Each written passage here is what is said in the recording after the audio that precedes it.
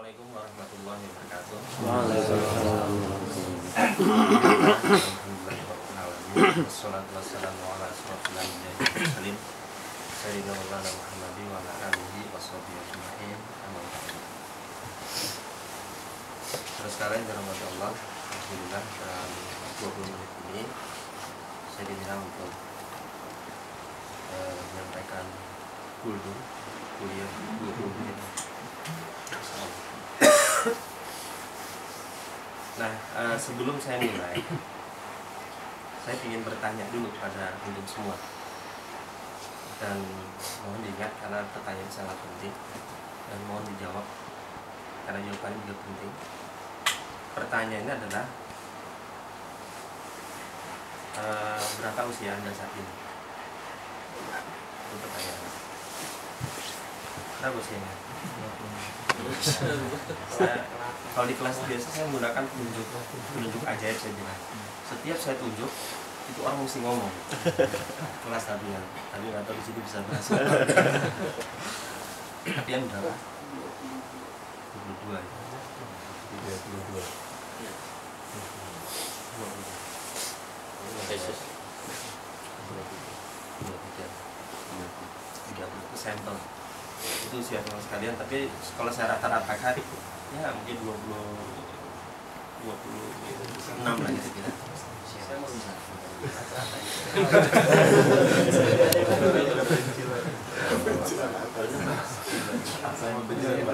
katanya 26, dan 26 itu adalah terkategori pemuda. Kalau yang paling tua saya lihat ya Pak Wisnu. Bukan yang Nopri, Pak. Saya paling tua di antara pendengar.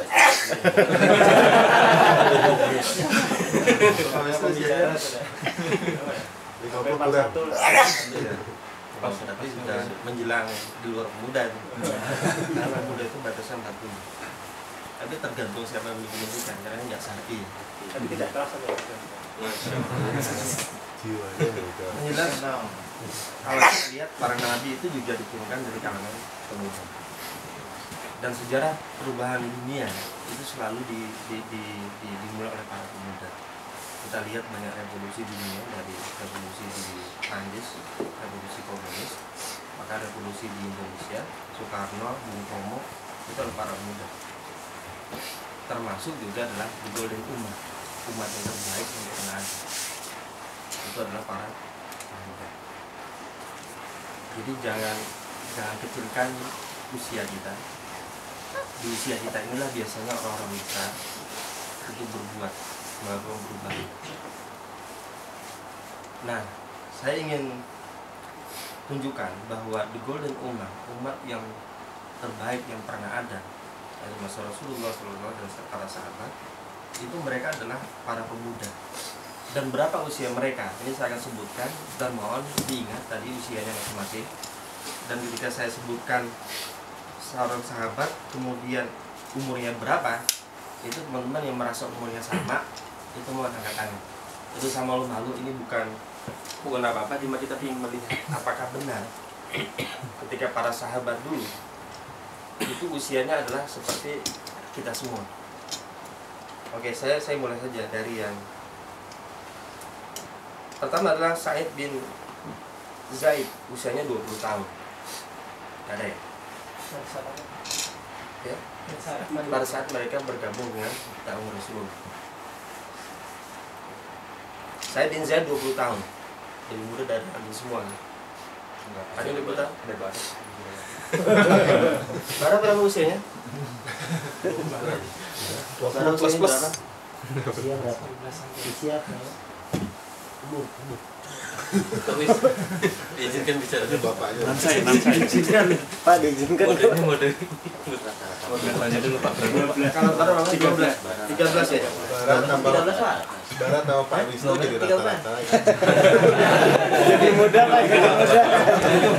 Kalau 13 itu berarti antara Al-Arqam bin Abi Arqam 12 tahun, kemudian Abdullah bin Mas'ud 14 tahun. Berarti di antaranya ada usia segitu. Sengaja memang saya lewati yang muda-muda, yang tua-tua dulu ya.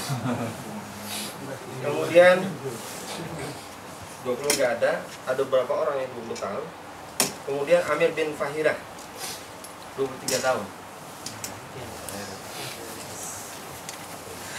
Musa bin Umair 24 tahun. Al-Miqdad bin Al-Aswad 24 tahun.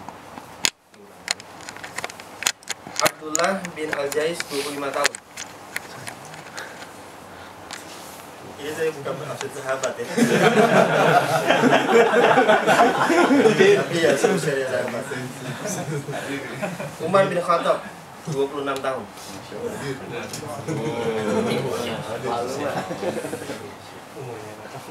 Kemudian Utbah bin Ghazwan 27 tahun. Abu Huzaifah bin Utbah 30 tahun. Bilal bin Rabah 30 tahun. Ada banyak 30 tahun. Kemudian Abu Bakar Siddiq 37 tahun.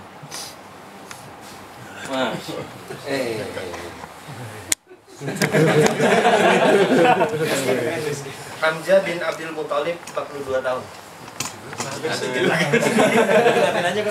Oke deh kalau gitu. Ammar bin Yasir antara 30 sampai 40 tahun. Oh iya, kena. Dan yang lainnya itu ada yang Ali bin Abi Thalib 7 tahun, 8 tahun, Zubair bin Awam juga 8 tahun, Talha bin Ubaidillah 11 tahun. Kemudian ada beberapa sahabat yang usia 17 tahun, 18 tahun. Jadi ketika di absen ini, kita bisa bayangkan kalau Rasulullah mengabsen usia sekian angkat tangan, dan semua ada yang angkat tangan. Dan itulah kira-kira seusia inilah mereka melakukan perubahan terbesar yang pernah terjadi di dunia. Sahabat sekalian dirahmati Allah, itu kira-kira prolognya. Kemudian baru isinya. Pertanyaan lagi, kira-kira apa kesamaan antara kita semua dengan para sahabat selain masalah fisik? Sama-sama laki-laki, saya fisik kan, sama-sama laki-laki, sama-sama manusia juga fisik, punya dua mata juga fisik. Selain masalah fisik, dan juga selain bahwa kita sama-sama memeluk Islam, usia itu juga masalah fisik. Apa kesamaan antara kita dan para sahabat? Tuhannya sama. Islam. Nggak sama. Apa juga? Iya bener lah. Semoga benar. Iya bener, nggak apa-apa. Yang lain selain itu sama-sama berakal. Ya bolehlah. Karena ada perdebatan akal itu fisik apa enggak kan. Ada yang lain selain Sama-sama tinggal di Arab. Oh, sama ya? Wah itu salah nih. Sama siapa saya? Oh ya tadi. Oke, sama mereka. Sorry, salah. Sama. Oh itu ajaib ya. Sebelah mana? Ya udah tahu. Ingat sambung itu. Tepat sama. Oh, samanya.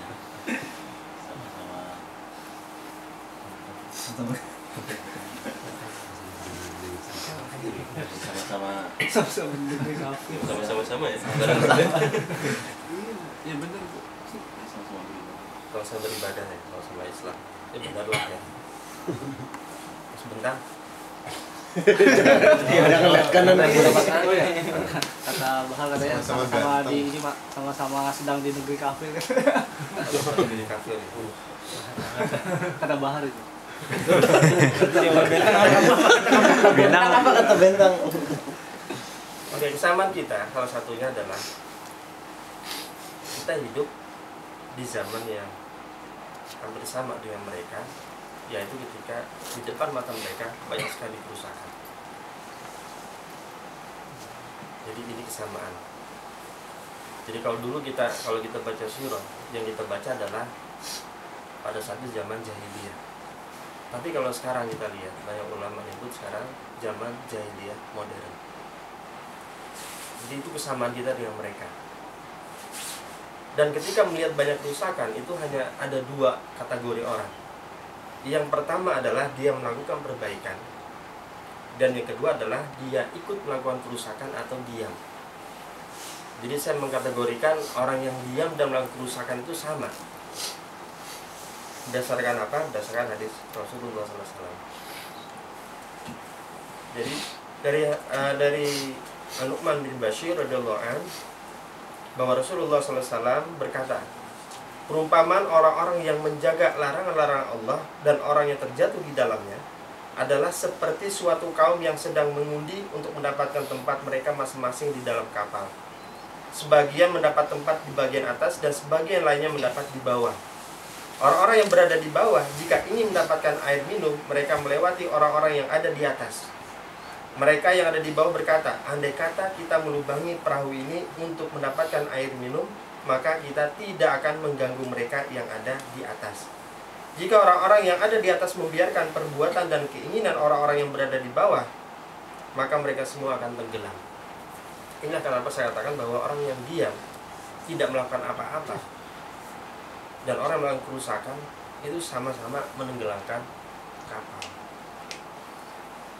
Dan pertanyaan bagi kita adalah, apa yang dilakukan para pemuda tadi, para sahabat ketika mereka melihat kerusakan? Maka yang mereka lakukan adalah mereka mengambil peran yang pertama, yaitu mereka melakukan perbaikan. Ini yang mereka ambil.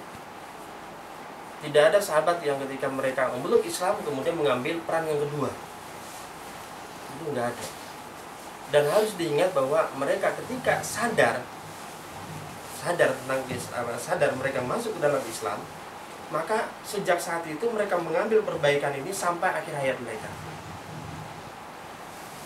Jadi mereka tidak mengambil posisi melakukan kerusakan.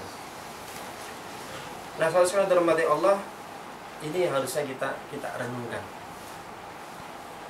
Ketika kita diabsen dengan nama sahabat, kita mengacungkan tangan. Ketika seusia dengan mereka, secara fisik kita sama-sama laki-laki.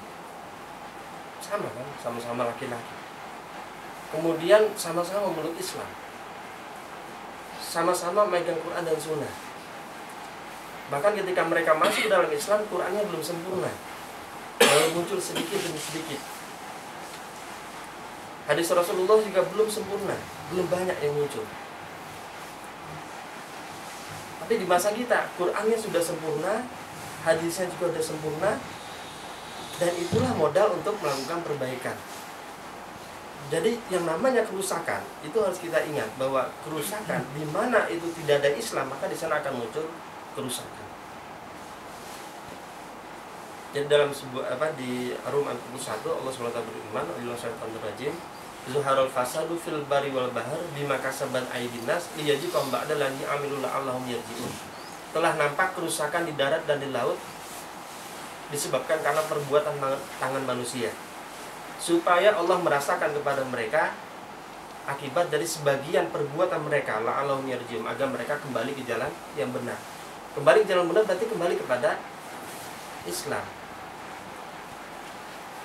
Di masa sahabat Islamnya belum sempurna. Rasulullah menunggu wahyu. Ketika ada persoalan, Rasulullah menunggu wahyu. Tapi di masa kita, Qurannya sudah sempurna, hadisnya sudah sempurna, itu semua dikemanakan? Apakah yang pertama kita itu mengambil posisi sebagai peran untuk memperbaiki? Yang kedua, apakah kita memang melihat Quran dan Sunnah itu ini solusi dari persoalan, dari kerusakan yang ada.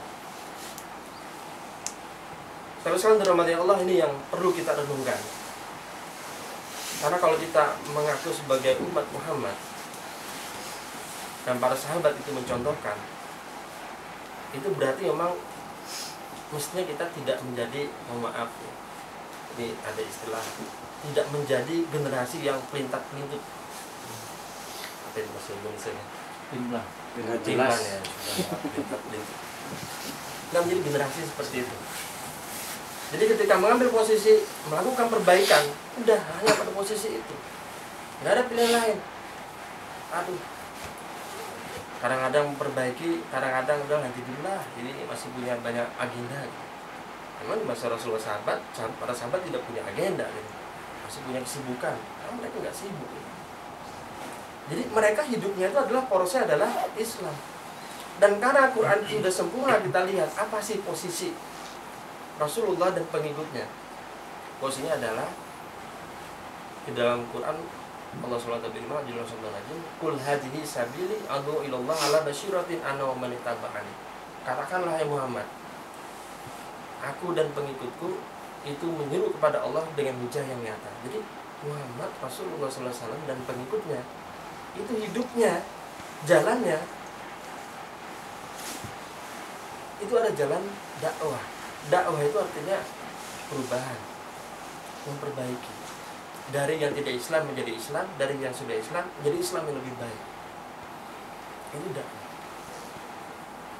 Bahkan Allah yang menegaskan, "Qul hadhihi," katakanlah ini adalah jalanku. Ad'u ilallah ala basyiratin ana wa man ittaba'ani. Aku ini adalah Rasulullah Muhammad dan pengikutku itu da'a ilallah, menyeru kepada Allah dengan hujah yang nyata. Ini Quran. Dan itu poros hidupnya. Jadi poros hidupnya itu adalah itu, dakwah itu. Rasulullah SAW Allah, dan inilah yang mesti kita renungkan. Karena kita, kelebihan yang kita miliki dibandingkan hewan itu adalah kita punya akal.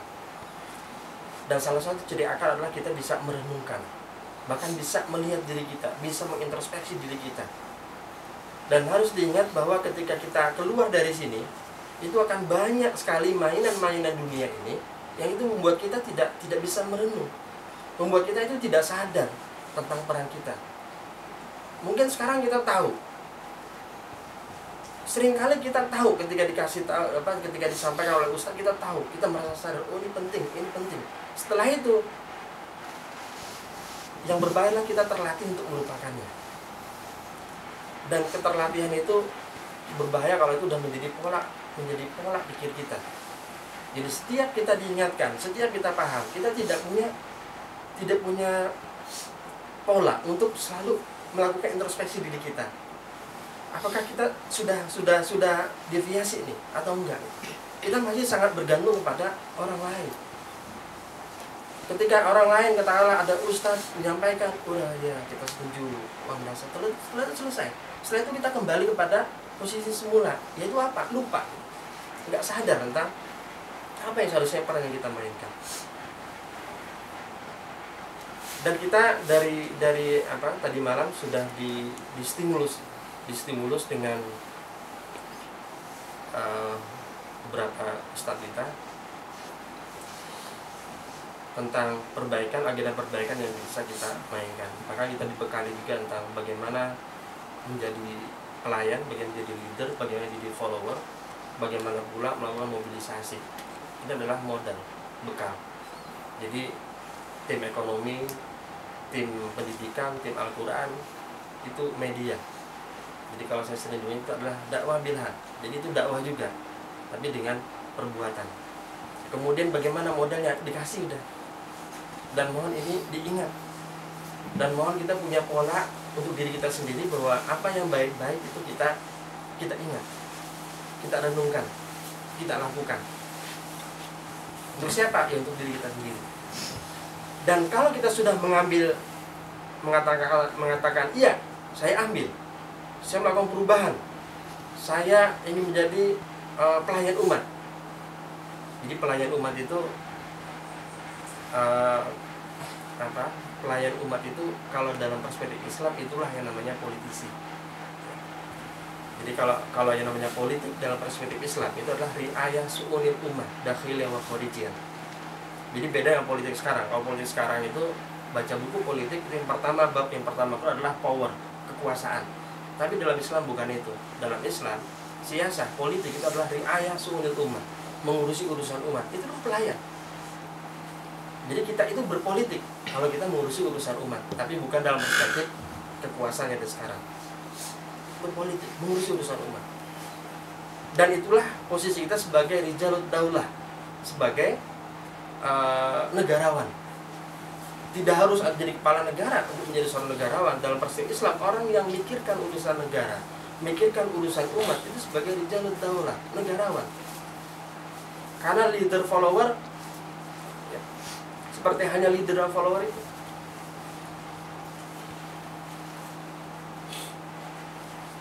Nah, saudara-saudara dirahmati Allah, apa kemudian yang harus kita lihat dari para sahabat ketika mereka melakukan perbaikan, perubahan menjadi pelayan umat? Tantangannya kan besar, kita lupa dengan apa yang kita lakukan. Tapi bagaimana mereka? Kok mereka tidak lupa? Kok mereka bisa istiqomah? Nah, ada beberapa model yang mesti harus kita latih, dan itu harus menjadi pola dalam pikiran kita, pola hati kita, pola tindakan kita. Yang pertama adalah, ini saya singkat saja. Dalam melakukan perjuangan, modal utama mereka itu adalah ikhlas.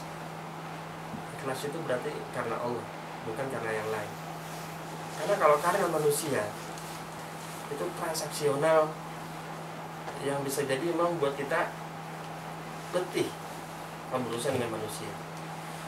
Itu letih. Ketika membangun masjid Meguro karena manusia, kemudian mendapat hambatan dari manusia, maka akhirnya apa yang kita pilih? Masa bodoh lah, bukan urusan saya. Itu kalau karena manusia. Tapi insya Allah teman-teman yang mengusahakan masjid itu karena Allah, apapun hambatannya, itu bukan urusan saya dengan manusia, itu urusannya dengan Allah. Dakwah itu juga urusannya dengan Allah, bukan dengan manusia. Manusia mau menerima atau tidak, itu ada hisab dia dengan Allah nantinya. Sementara kita berdakwah itu karena Allah. Mau manusia menerima atau tidak, mau mencaci atau tidak, apalagi nggak pernah mencaci, nggak ada urusan. Jadi ikhlas karena Allah ini penting, dan inilah yang dilakukan oleh para sahabat. Jadi dalam melakukan aktivitas perubahan, melakukan perbaikan, modal utamanya itu adalah ikhlas karena Allah. Ini dulu yang dicatat. Kemudian yang kedua, yakin bahwa apa yang kita lakukan itu insya Allah akan berhasil. Karena perubahan atau perbaikan itu bisa jadi tidak di tangan kita hasilnya, bisa jadi generasi setelah kita. Tapi kita berkontribusi. Karena secara sunatullah itu perlu proses, semua perlu proses. Tapi kita harus yakin bahwa Allah akan membuat perjuangan ini berhasil.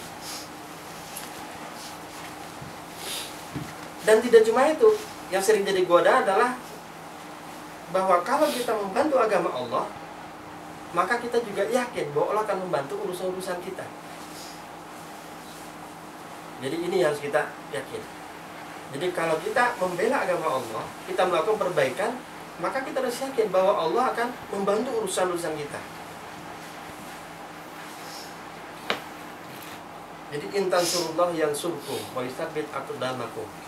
Jadi barang siapa menolong agama Allah, maka Allah akan menolong mereka. Jadi harus keyakinan harus kita miliki. Dan para sahabat memiliki keyakinan itu. Kemudian yang ketiga itu adalah sabar. Jadi sabar itu kalau Pak Agus Bijo pernah menyampaikan, Agus ya, salah. Oh bukan ya? Siapa ya? Sabar dulu. Pak Iswandi ya? Nanti disuruh misi. Oke, sabar itu kan ada 3. Pertama adalah sabar menerima qada Allah, ketentuan Allah. Dan sabar ini hukumnya wajib, walaupun ini adalah amal qalbu. Secara hukum dia wajib kita melaksanakan. Sabar terhadap qada Allah, ketentuan Allah yang di luar kuasa kita. Yang kedua adalah sabar menjalankan perintah Allah. Yang ketiga adalah sabar untuk meninggalkan larangan Allah. Jadi melakukan perbaikan itu harus sabar. Jadi sabar. Dan salah satu kunci kesabaran adalah kita seringlah melihat bagaimana bahwa Allah ini memberikan imbalan-imbalan yang luar biasa bagi orang-orang yang sabar. Jadi dalam Quran surah 39:10, innama yuwaffas sabiruna ajrahum bighairi hisab. Sesungguhnya orang-orang yang bersabar itu dicukupkan ganjaran pahala mereka tanpa batas. Dan Allah juga selalu bersama orang-orang yang sabar. Innallaha ma'asy-syabirin. Jadi modal kita adalah sabar. Dan banyak lagi sebenarnya modal-modal yang dimiliki ya, dalam berjuang. Jadi modal kalau sapu jagatnya adalah modal itu adalah Islam, bukan yang lain. Itu kalau saya simpulkan. Jadi modal utamanya Islam. Islam ada akidah, ada syariah. Ada akidah itu ada amalan qalbu, syariah itu ada amalan fisik. Kemudian kalau amalan qalbu itu akan membuat kita itu kuat, membuat kita itu tough. Karena kita udah rumusnya luar biasa. Ketika kita udah akidahnya kuat, maka di sana ada ikhlas, di sana ada tawakal, di sana ada sabar, di sana ada banyak pemantang rezeki, pemantang hidayah, membuat kita ini memang tetap kuat. Nggak ada di dunia yang ditakuti, nggak ada kecuali Allah. Nah, saudara saya hormati Allah, ini yang bisa saya sampaikan pada hari ini. Dan sekali lagi, saya hanya bisa menyampaikan yang saya kuasai. Tapi saya tidak bisa membuat teman-teman sekalian untuk selalu sadar tentang apa yang saya sampaikan. Itu ada pada kuasa kita masing-masing. Dan ingat bahwa ada pola dalam kebanyakan orang. Setelah mengalami kesadaran, setelah itu polanya adalah dia akan lupakan. Dan harus kenali pola ini. Dan saya kira setan paham betul bahwa manusia punya pola seperti ini. Sehingga dengan akal yang diberikan oleh Allah, mari kita gunakan untuk melakukan introspeksi. Dalam Quran sebutkan lahum qulubun la yafqahuna biha. Mereka memiliki akal, qalbu, tapi tidak digunakan untuk memahami. Ini saya sampaikan, kurang lebih maaf. Assalamualaikum warahmatullahi wabarakatuh. Urusan banyak dan mencoba bukan hanya memikirkan, hanya merumuskan ya, sebagaimana yang kita paparkan tadi malam tentang masalah pendidikan. Kemudian kok kita capek-capeknya merumuskan tentang ekonomi, kok capek-capeknya merumuskan, bahkan merencanakan mau ngumpulin uang dan ngurusin uang itu bagi alhamdulillah. Selanjutnya ada sesi terakhir pagi ini, yaitu kita ngaji bareng sebuah potongan. A'udzu billahi minasy syaithanir rajim. A'udzu billahi minasy syaithanir rajim.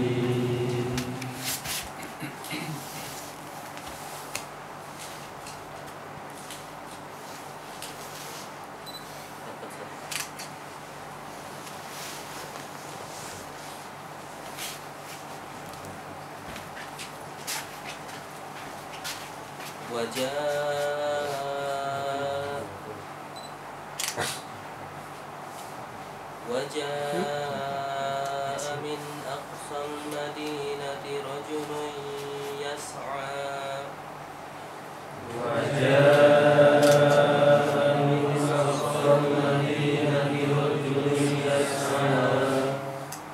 قال يا قوم اتبعوا المرسلين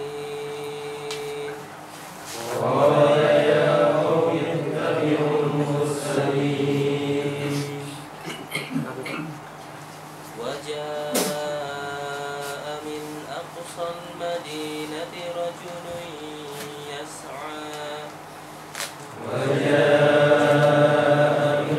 أقصى المدينة رجل يسعى قال يا قوم اتبعوا المرسلين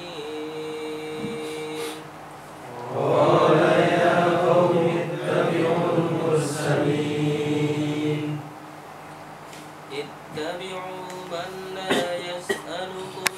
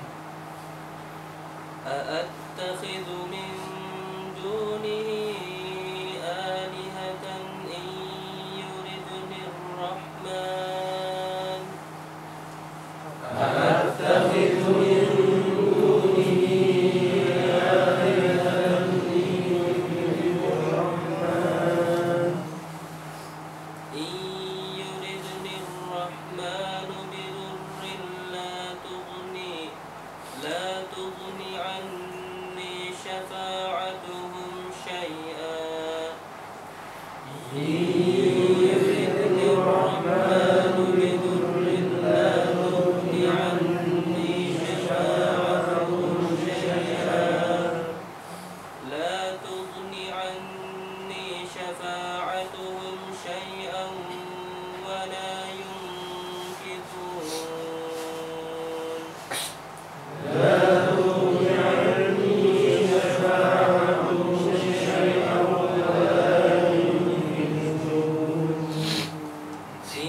إني إذا لفي ضلال مبين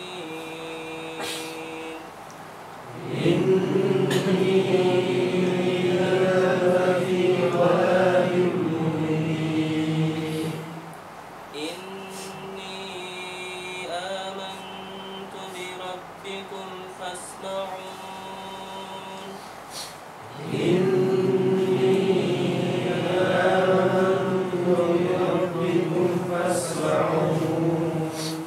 قيل ادخلوا الجنة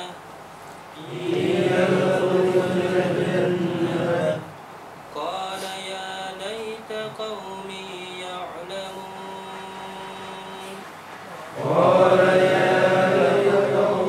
يعلمون بما غفر لي ربي وجعلني من المكرمين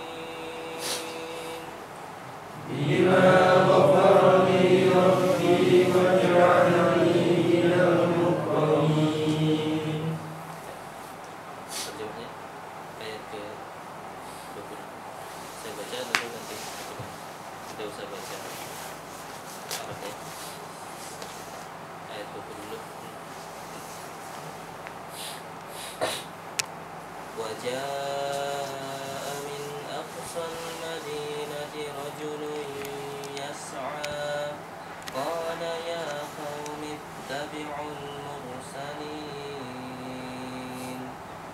Dan datanglah dari ujung kota seorang laki-laki dalam berduka-duka ia berkata, "Hai kaumku, ikutilah utusan-utusan itu." Jadi latar belakang tadi terjadi takdzibur Rasul, pendustaan Rasul di kota. Ini laki-laki, padahal dia orang luar kota. Atau datang ke tengah kota untuk mengadakan perbaikan. Padahal dia sebenarnya bisa aja diam di pinggir kota. Tetapi yang saya bilang tadi, panggilan itulah yang membuat dia datang bergegas untuk melakukan perbaikan. Dan inilah kalimat perbaikan yang beliau pesankan, ya qaumi, wahai kaumku, ittabi'ul mursalin, ikutilah para nabi. Ittabi'u man la yas'alukum ajran wa hum muhtadun.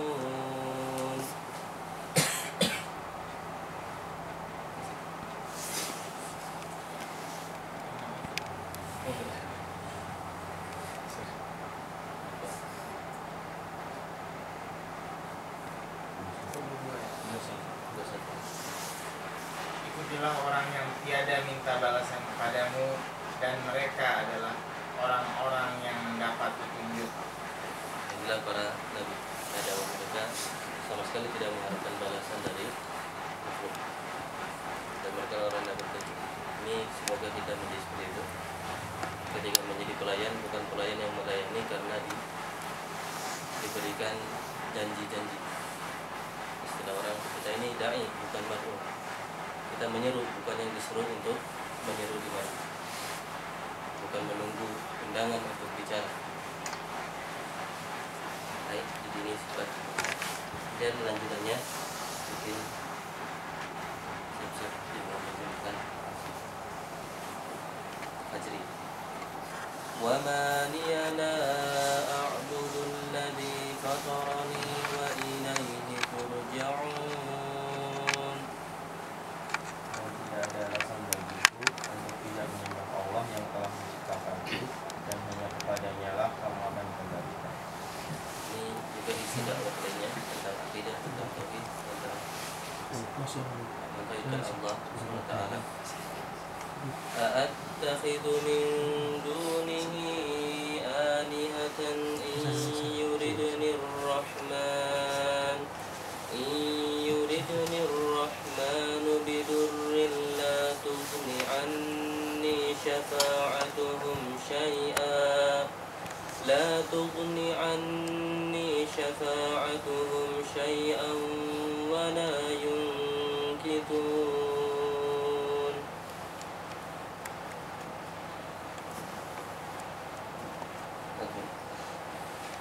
Mengapa engkau tak menyembah Tuhan-Tuhan selainnya?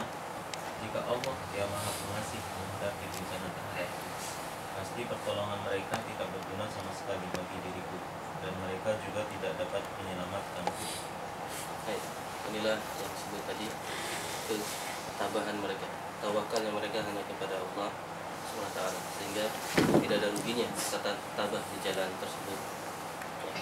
Jadi ini pemuda dalam tafsirnya diancam oleh kaumnya, sebagaimana para nabi itu diancam. Para nabi dalam ayat sebelumnya diancam, kalau kamu masih tetap berdakwah saja, memperbaiki saja, mengganggu kami, akan kami bunuh kamu. Inilah jawaban para pemuda itu. Inni idzal lafi dhalalin mubin.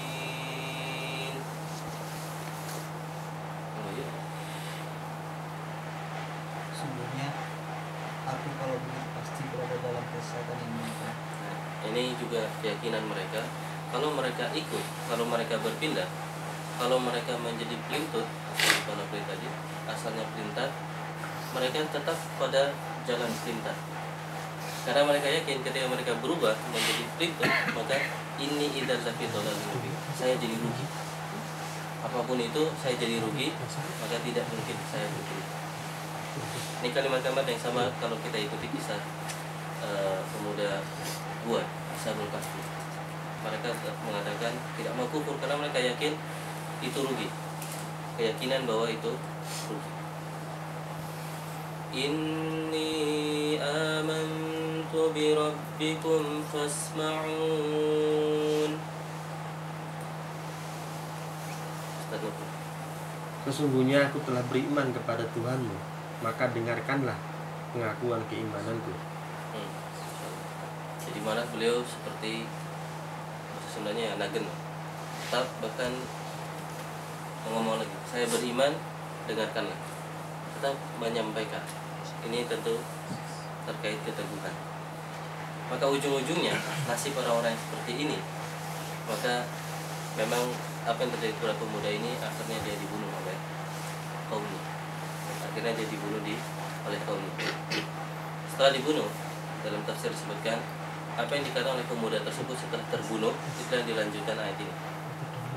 Maka pemuda itu mengatakan, dikatakan kepada pemuda tersebut, Qila dukhulil jannah, qala ya laita qaumi ya'lamun, bima ghafarani rabbi wa ja'alani minal mukramin. Chandra ada terjemahan? 2627. Mungkin agak beda. Dikatakan kepadanya, masuklah ke surga. Ia berkata, alangkah baiknya sekiranya kaumku mengetahui. 27. Apa yang menyebabkan Tuhanku memberi ampun kepadaku dan menjadikan aku termasuk orang-orang yang dimuliakan. Baik. Dia dibunuh, dia meninggal, maka ujungnya nasib dia di hari akhir nanti adalah qila dukhulil jannah. Jadi katakan kepada dia, udkhulil jannah, masuklah kepada surga Allah Subhanahu wa taala. Ya, inilah nasib. Karena ujung dari orang-orang yang tetap bersabar di jalan perbaikan tadi, di jalan islah, di jalan perbaikan. Dan ingat, perbaikan itu tidak gampang. Ya, tadi semalam mungkin ada rentenir yang protes dengan kerja perbaikan kita, mungkin ada lain-lain, tapi ujungnya luar biasa, qila dukhulil jannah. Dan poin terakhir juga yang penting dari pemuda tersebut, setelah dibunuh oleh kaumnya dan dia kemudian mendapatkan balasan yang mulia dari Allah SWT, dia mengatakan qala, kemudian itu mengatakan, jadi tadi ayatnya qila dukhulil jannah, dikatakan kepada pemuda tersebut, udkhulil jannah, masuklah kepada surga Allah SWT. Ini balasannya kan kalian kalau kita tetap di jalan tersebut. Kemudian Allah mengatakan, qala ya laita qaumi ya'lamun, wahai, aduh, seandainya kaumku itu tahu, seandainya kaumku itu tahu bahwa ajakan saya itu benar, bahwa yang saya ajak itu adalah menuju sesuatu yang akan mendapatkan bima ghafara li rabbi wa ja'alani minal mukarramin. Karena kalau ikut dengan jalan itu dan tetap jalan itu, maka Allah akan mengampuni dan akan memuliakan. Inilah keyakinan. Dan ada faktor penting lain, yaitu kecintaan kepada kaumnya. Dia dibunuh, tapi setelah terbunuh pun yang dia inginkan adalah kaumnya itu sadar. Jadi kalau bisa kembali mungkin ke dunia ini, dia akan mengabarkan saya sudah meninggal dan terbukti benar. Artinya ini ada rasa cinta kepada kaumnya, keinginan kaumnya itu berubah, dan ada keyakinan. Yang tadi disampaikan, keyakinan bahwa inilah jalan yang membawa kepada kebaikan. Ya. Mungkin itu ngaji kita, tidak usah dihafal untuk kali ini. Yang jelas kita sempat mempelajari bagian dari Al-Quran dengan tema sabar dan yakin, tentang pemuda yang mengambil keputusan untuk memperbaiki ketika terjadi fenomena takdzibur rasul, pendustaan para rasul, seperti Ustaz Nopri tadi sampaikan. Itu terjadi sekarang, bahwa rasul itu didustakan, itu terjadi saat ini. Ada yang ngaku rasul, bahkan yang juga lain tidak tanpa ngaku rasul, tapi ajaran rasul kemudian ditolak mentah-mentah ataupun setengah matang, pokoknya ditolak. Artinya penolakan terhadap ajaran rasul. Nah ini yang kemudian kita coba perbaiki, tentu dengan jalan yang hikmah, dengan jalan yang sebaik mungkin. Tapi kuncinya harus yakin bahwa memang itulah jalannya.